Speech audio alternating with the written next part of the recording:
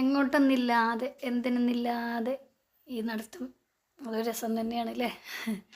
നല്ല രാവിലെ റോഡുകളിലൊന്നും തിരക്കില്ലാത്ത ഈ സമയത്ത് ഞങ്ങൾ എന്തിനെന്നില്ലാതെ എങ്ങോട്ടെന്നില്ലാതെ വെറുതെ നടക്കുന്നു.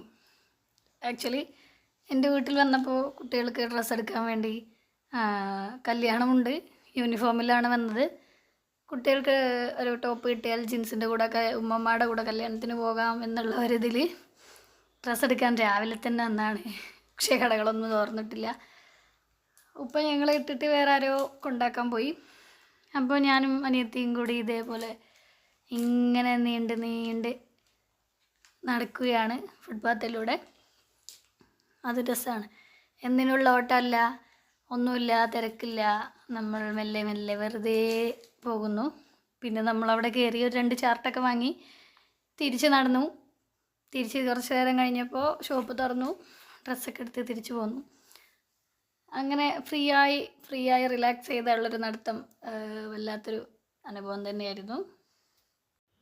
എന്തെങ്കിലും വാങ്ങില്ലേ എന്ന് പറഞ്ഞ് ചെറിയൊരു പാൽപ്പേടയും വാങ്ങി അങ്ങനെ നടന്നു.